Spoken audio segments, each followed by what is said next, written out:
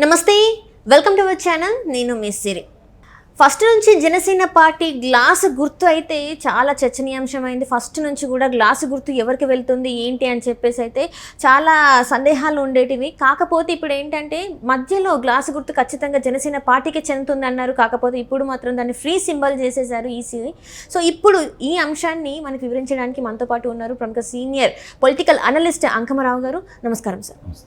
Sir, ఇప్పుడు Janasena party గుర్తు గాజు గ్లాసు, ఇది మనం ఫస్ట్ నుంచి కూడా చర్చనీయాంశమే. కాకపోతే ఇప్పుడు ఇది ఫ్రీ సింబల్ చేయడం వల్ల ఎవరికి ప్లస్ అవుతుంది, ఎవరికి మైనస్ అవుతుంది? ఎందుకంటే బీజేపీ కేంద్రం నుంచి వీళ్ళు పొత్తుతో ఉన్నారు.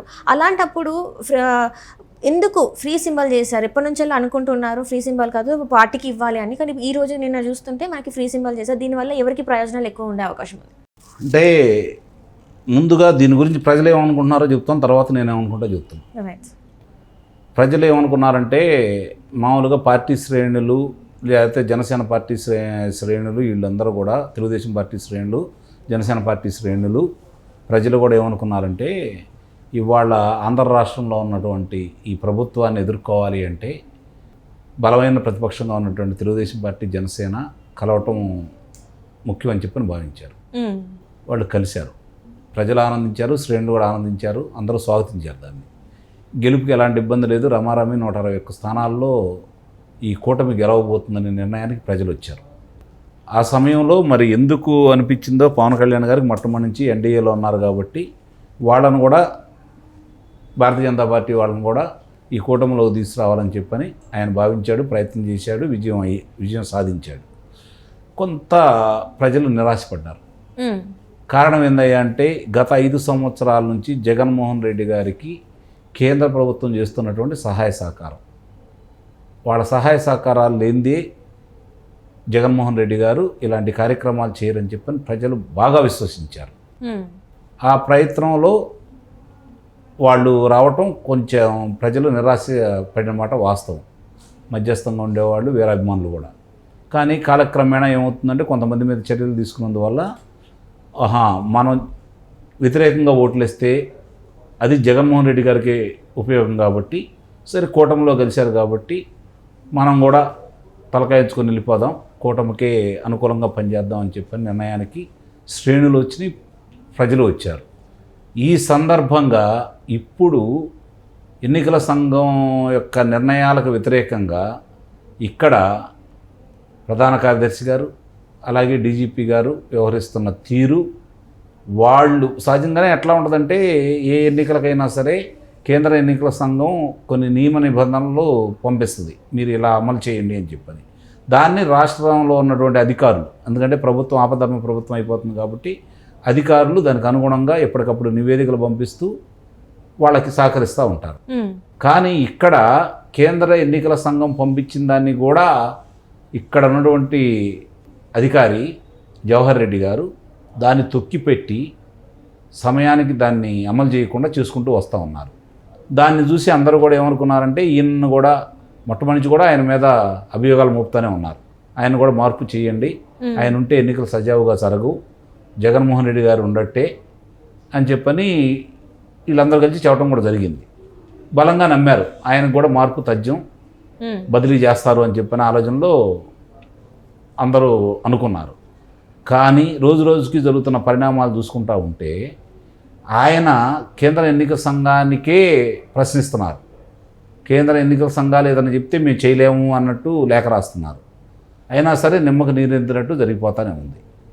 ఇవన్నీ చూసిన తర్వాత ప్రజలు ఈరోజు ఏమనుకుంటున్నారంటే వీళ్ళు బలంగా ఏర్పడ్డారు, వీళ్ళను బలహీనపరచడానికే మళ్ళీ జగన్మోహన్ రెడ్డి గారిని గెలిపించాలనే ఉద్దేశంతో బయట ఉంటే గెలవడేమో కాబట్టి ఈ కూటమికి వచ్చి కూటమిని నాశనం చేయాలని చెప్పని భావించి భారతీయ జనతా పార్టీ వాళ్ళు వచ్చి వీళ్ళలో కలిశారని చెప్పే భావన ఈరోజు ప్రజలందరిలో ఉంది, శ్రేణుల్లో ఉంది. ఇది ప్రజల అభిప్రాయం. ఇప్పుడు నేనేమంటానంటే భారతీయ జనతా పార్టీ దీంట్లో కలవాలని బలంగా కోరుకున్న పవన్ కళ్యాణ్ గారిని కూడా నమ్మించి మోసం చేశారని అయితే నేను భావిస్తున్నాను. అంటే ఈ సింబల్ వలన నిస్సందేహంగా జరుగుతున్న పరిణామాలు చూసుకున్నా కూడా పవన్ కళ్యాణ్ గారికి సంబంధించి కేంద్ర ఎన్నికల సంఘం వాళ్ళు ఏమన్నారు, ఆయన వరకే ఇది గాజు గుర్తు, మిగిలిన వాళ్ళకి ఇవ్వమని చెప్పని మొన్నేగా ప్రకటించింది. నిన్నే కదా, మన కూడా కదా, నిన్నే కదా ప్రకటించింది. మరి ప్రకటించిన తర్వాత ఈరోజు కేంద్ర ఎన్నికల సంఘం ఎవరి ఆధ్వర్యంలో ఉంటుంది కేంద్ర ప్రభుత్వ చేతిలో కదా. ఉంటారు. మరి ఎందుకు ఈ అన్యాయం జరిగింది అంటే నమ్మించి పవన్ కళ్యాణ్ గారి గొంతు కోయటానికి ప్రయత్నం చేశారు వాళ్ళు. అంటే ఇదంతా కూడా జగన్మోహన్ రెడ్డి గారికి ఫేవర్ గానే నిస్సందేహంగా, అనుమానమే లేదు, ఫస్ట్ నుంచి ప్లాన్ చేశారంటారా? నిస్సందేహంగా. ఎందుకంటే దూరంగా ఉంటే ఏమి చేయలేమని చెప్పని కలిసి ఈ నాటకాలు ఆడుతున్నారని భావించాల్సి వస్తుంది ఈరోజు. అంటే ఇప్పుడు మరి కూటమికి ఇప్పుడు ఏదైతే మీరు త్యాగాలు కూడా చేశారు, పవన్ కళ్యాణ్ గారికి త్యాగాలు అంటే సీట్లు కూడా త్యాగం చేయడం జరిగింది, టీడీపీ పార్టీ కూడా సీట్లు త్యాగం చేశారు వీళ్ళ కోసం, కేవలం బీజేపీ పార్టీ కోసం. మరి ఇప్పుడు వీళ్ళు క్వశ్చన్ చేస్తారా, ఎందుకు ఇలా చేస్తారు, ఏంటి మిమ్మల్ని నమ్మాం కదా అని ఏమన్నా? అసలు వాళ్ళని ప్రశ్నించే ధైర్యం కనుక వీళ్ళకి ఉన్నట్టయితే అసలు వాళ్ళు ఎందుకు కలుపుకుంటారు? లేదంటారా? అంటే లేదు కదా. చంద్రబాబు నాయుడు గారు కానీ పవన్ కళ్యాణ్ గారు కానీ ప్రశ్నించే ధైర్యం లేదు. రాష్ట్రం కోసం చంద్రబాబు నాయుడు గారు తలకాయ ఉంచారు, రాష్ట్రం కోసం పవన్ కళ్యాణ్ గారు తలకాయ ఉంచుకొని చెప్పని వాళ్ళని తీసుకుని వచ్చారు. వాళ్ళు పెద్దన్న పాత్ర పోషిస్తారు, న్యాయం చేస్తారు అని చెప్పని భావించారు పవన్ కళ్యాణ్ గారు కావచ్చు, చంద్రబాబు నాయుడు గారు కావచ్చు. నమ్మక ద్రోహం చేస్తే వాళ్ళు చేయగలిగింది ఏముంది? కడుపులో కత్తులు పెట్టుకొని వాటేసుకుంటున్నారు వాళ్ళు. కాబట్టి ఉపయోగం ఏముంది? జరుగుతున్న పరిణామాలన్నీ ప్రజలు గమనిస్తున్నారు. కీలెరిగి వాత ఎలా పెట్టాలో ప్రజలకు తెలుసు, వాత పెట్టమనే నేను కూడా కోరుకుంటున్నాను. మరి ఇప్పుడు ఇది జనసేన పార్టీ గ్లాస్ గుర్తుని ఫ్రీ అంటే చేశారు కాబట్టి ఇప్పుడు మరి రాజకీయంగా ఏమన్నా మార్పులు చేర్పులు జరిగే అవకాశం ఉందంటారా? 3-4 స్థానాల్లో దాని ప్రభావం ఉంటుంది ఎంతో కొంత. కాకపోతే ఏంటంటే ప్రజలు విపరీతమైన వ్యతిరేకతతో ఉన్నారు, కూటమిని గెలిపించాలనే ఒక నిర్ణయానికి వచ్చారు కాబట్టి 1-2 స్థానాల్లో ఏదన్నా తేడాలు జరిగితే జరగవచ్చేమో కానీ కూటమి అధికారంలో రావడం ఖాయం. వీళ్ళు ఎన్ని కుయుత్తులు బన్నినా, వీళ్ళతో పాటు ఉండి వెన్నుపోటు పొడిచినా ప్రజలు మాత్రం ఒక నిర్ణయానికి వచ్చారు. తెలుగుదేశం పార్టీ జనసేన కూటమికి అఖండ విజయం చేకూర్చబోతున్నారు. అందులో ఎలాంటి సందేహం కూడా లేదు. అంటే ఫస్ట్ నుంచి కూడా సార్ నాకు అంటే మనం ఫస్ట్లో మాట్లాడుకున్నాం, టీడీపీ ఎవరైతే కార్యకర్తలు ఉంటారో, కొంత కింది స్థాయి నేతలు ఎవరైతే ఉంటారో వాళ్ళకి బీజేపీతోని పొత్తు అనేది అసలు ఇష్టమే లేదు. కానీ చంద్రబాబు నాయుడు గారే వాళ్ళని ఒప్పించి కొంచెం బుజ్జగింపులు చేసి వాళ్ళతోని పొత్తుకి ఒప్పించారని. ఈ రోజు ఇప్పుడు ఇలాంటి పనులు చూసి ఇప్పుడు వాళ్ళు మరి ఇంకా నిరుత్సాహపడే అవకాశం ఉందంటే ఇంకొంచెం కసిగా పనిచేస్తారు. మమ్మల్ని మోసం చేస్తారనే దాంట్లో ఇంకొంచెం కసిగా పనిచేస్తారు. కసి పెరిగిద్ది ఈరోజు కార్యకర్తలోను ప్రజల్లోనూ. 199 మంది భారతీయ జనతా పార్టీని వ్యతిరేకించారు. 199 మంది. ఎందుకు మరి ఇలాంటి ఇంత నమ్మి వాళ్ళతో కూటమిగా ఏర్పడితే ఎందుకు ఇట్లాంటి నమ్మక ద్రోహం చేస్తున్నారంటారు? వాళ్ళ నైజమే అంత. అందుట్లో అనుమానం ఏముంది?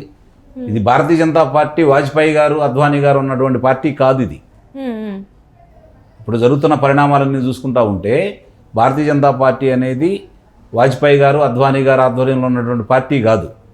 రాచరికాన్ని తీసుకొచ్చేసి రాచరికంగా పరిపాలన చేయాలని, నియంత పరిపాలన చేయాలని, అన్ని రాష్ట్రాలని కబలించాలని, బలవంతుల్ని బలహీనం చేయాలని, వాళ్ళకి అడుగులు మడుగులు ఎత్తే వాళ్ళకి మాత్రమే రాజ్యాధికారం కల్పించాలని చెప్పని ఒక ప్రణాళికాబద్ధంగా నడుపుతున్నటువంటి party Bharatiya Janata party. Right sir, right. Thank you so much sir.